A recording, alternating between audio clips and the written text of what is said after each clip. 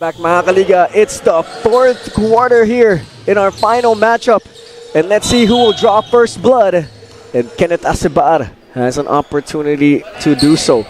Coach, important quarter na to. Ito na, for all the marbles na to. What can both of these teams do to come out with the W? Sabi ko nga, this is the most important quarter sa isang game kasi yung first, second, third, pwede ka pa makapag-adjust dun pagdating mo ng fourth quarter. And sabi ko rin, ito yung mga binabayarang quarter. Lalo na mga patapos na ng game, no? So every possession counts na dito and very important.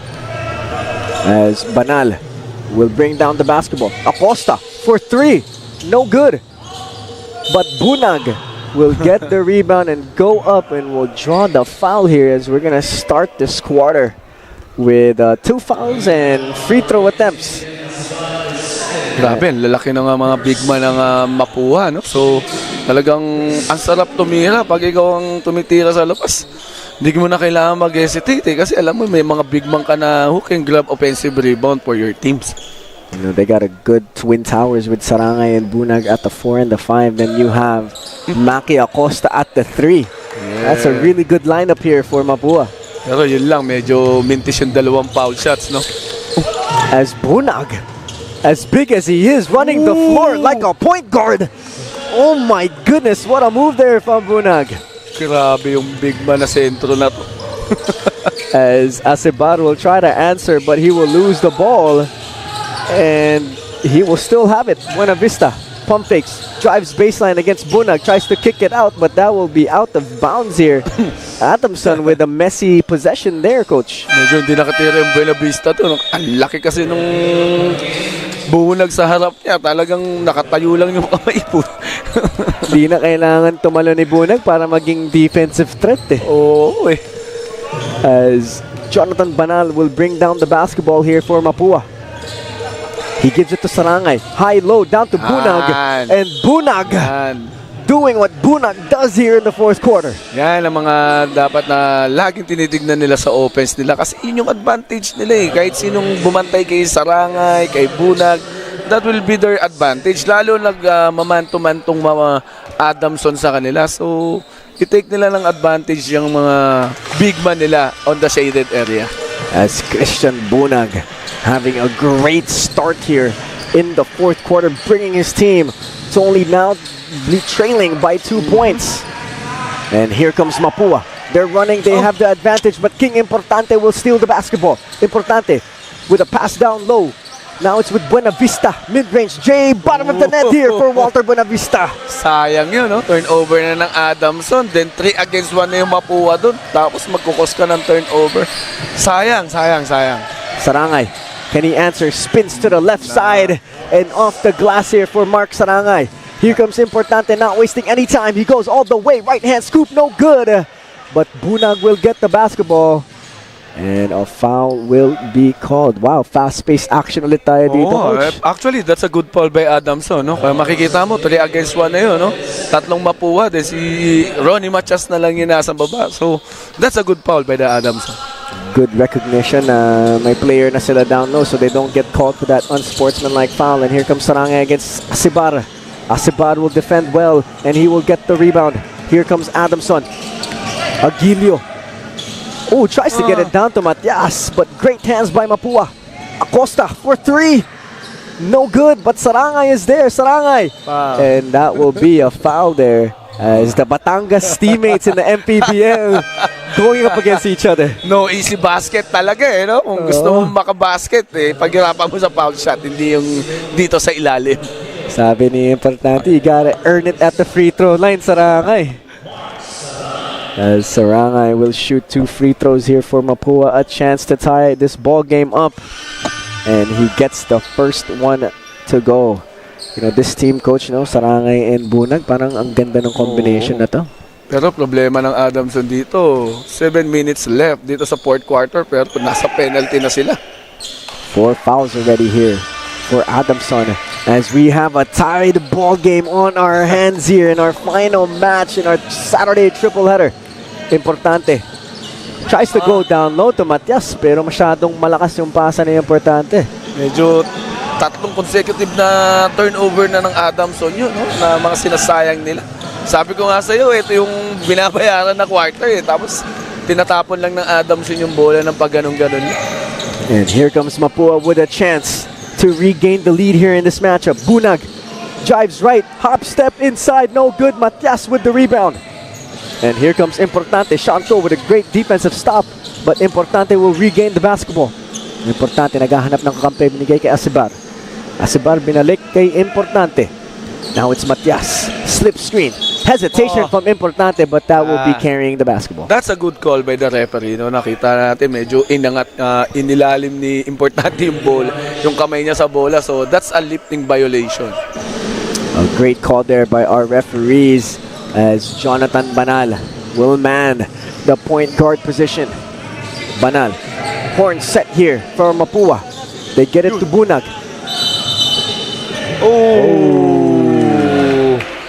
Medyo na-slide ni Bunag yung yung pivot foot niya doon. Kaya grabe yung mga mata ng officiating natin. Ang lilinaw, no? Talaga na hindi ka makakalusot sa mga referees natin. No hesitation yung pagtawag ng mga referees natin dito. As King Importante with the basketball. They are tied with the Mapua Cardinals. Asibar tries to dump it down low, but now it's back with Importante. Asibar, mid-range J off the glass. It is good. As another bank shot there from our players, as it is now a 2-point lead here for Adamson. That's a good play by Adamson, no? Talagang they swing the ball, no? And yung apat na players nila nakahawak doon bago makatira si Asibar into the shaded area. As we take it to Aliyah with a quick report. Aliyah, take it away.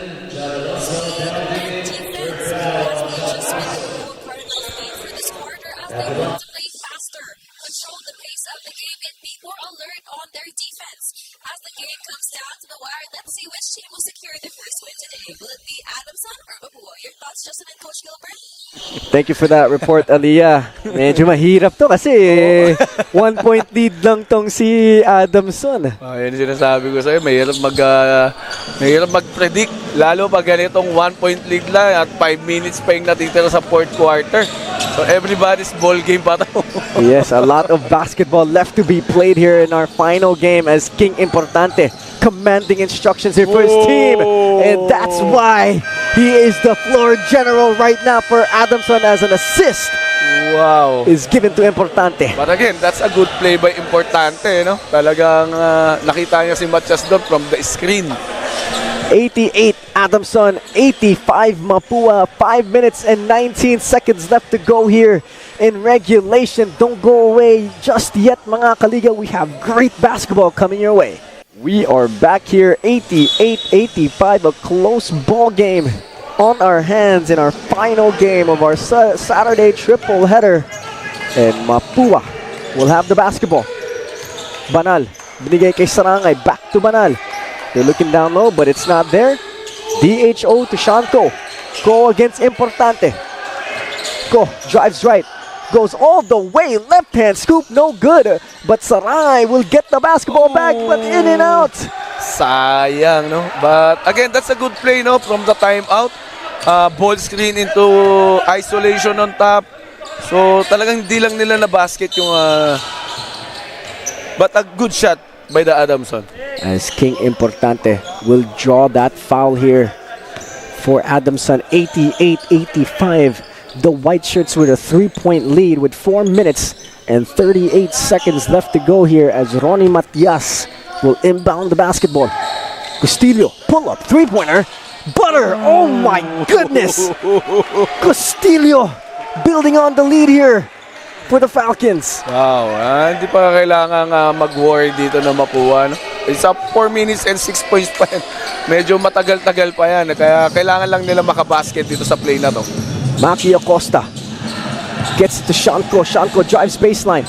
Tries to kick it out to Sarangay, but Matias is there with the steal. And Asibar will slow it down. Importante with the basketball. 15 seconds left on the shot clock. Now it's with Castillo. Castillo goes right. Looking for a teammate, finds Asibar. Asibar, 3 seconds left to shoot. Asibar, left-hand scoop, and one opportunity. Kenneth Asibar with the two-pointer. That's the good thing by the Adamson, no? Talagang makikita mo may ginagawa sila yung play nila, hinahanap nila kung sino yung nalilibre, kung sino yung may mismatches, no? That's the good point sa isang team na pag nagko-communicate kayo sa loob ng court, talagang may mangyayari at mangyayaring maganda. As Kenneth Asibar will fail to make that free throw, and Mapua with a chance here to put some points on the board. Acosta with the basketball. Gets it to Jonathan Banal. Banal, hesitation, drives right. Tries to dump it down, but Bunag will not get it, and Asibar with the steal. Sayang yun, no? May pre-layup na talaga si Banal doon, pero nag-hesitate pa siya, he passed the ball, kaya nag-cost ng turnover. And here comes Importante, horn set for the Falcons. And a quick double here by Mapua, but Matias will get the basketball. Asibar for three. Yes, sir! Kenneth Asibar builds the lead to double digits here for Adamson. That's the bad thing for Mapua, no? Kasi 2 consecutive plays nila, talagang turnover yung dalawang offense nila eh. Kaya pagbaba ng Adamson, nakaka-basket sila. Kaya Adamson lead by 9 points here at the ball game. 96-87, 9-point lead here for the Falcons as Castillo will get it to Alonzo. And the defense of Mapua nowhere to be seen in that possession. I like the way how the Adamson play here, no? Sa offense nila, talagang they move the ball, they rotate the ball, they look for the kung sino yung libre, cutters, no? Ang ganda panoorin itong Adamson. The Adamson Falcons Shawarma Shack built their lead all the way up to 11 here in the fourth quarter with 2 minutes and 22 seconds left to play in the fourth quarter. What a time to be alive here for the Falcons as Kenneth Asibar hits the three-point play brought to you by Playtime. He is feeling himself here in the fourth quarter as their lead is now up to 11 in the fourth quarter. Like you said, Coach, no, ang ganda ng ball movement ng Adamson. Kumpiyansa pa sila tumira.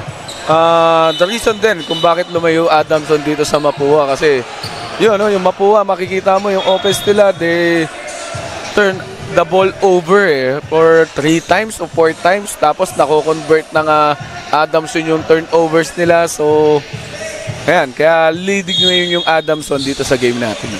98-87, the White Shirts up by 11, bidding for their first dub here at the Pinoy Liga Alumni Cup. Matias, siya may mahawak ng bola, binigay kay King Importante. Importante gives it to Asibar. Asibar faces up, taking his time here, 6 seconds left to shoot. Asibar, oh, what a nice mid-range fade, and he says too small to Bunag. Kaya sabi ko sa iyo, ang ganda ng tignan ng Adamson sa offense kasi nakita nila nakabasket si Asibar on that post dito sa bandang kaliwa Then pinaposte na naman nila si Asibar doon sa kanan. So sabi nila kung sino yung mainit, bigay natin yung bola, and maganda yung nangyayari dito sa team ng Adamson.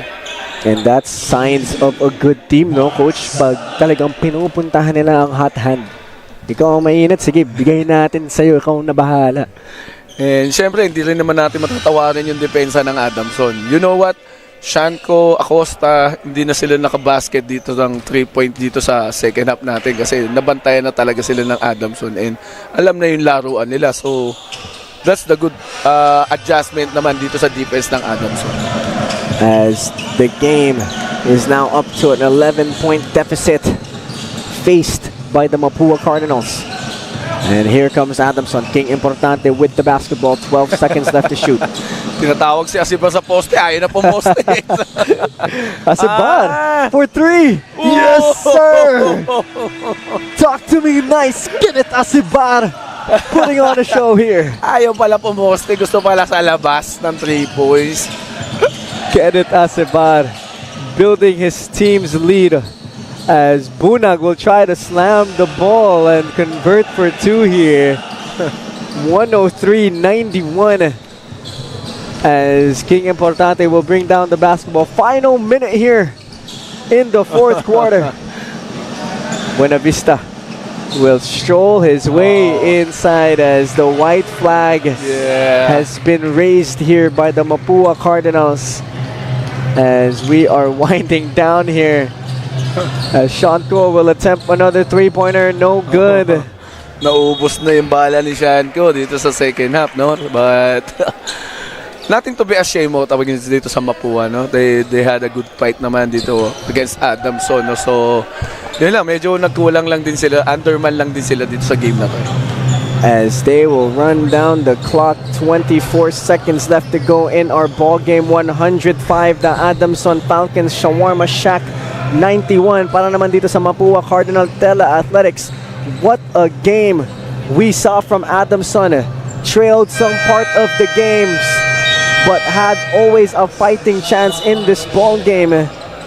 As we see here, both of the teams showing their respects to each other. Like we said, both of these teams, maraming mga teammates. As we take a look at the playtime, three-point play, Kenneth Asibar on fire here in the fourth quarter. No, grabe coach si Kenneth dito sa fourth quarter. Actually, it's not about Kenneth lang din kasi marami din naman nag-contribute dito sa Adamson, no? Pero pagdating ng later part talaga, yung Asibar lang talaga yung mainit na binibigyan nila ng bola, no? So, hindi rin natin matatawaran yung ginawa ni Importante dito, how he, handled the team offensively.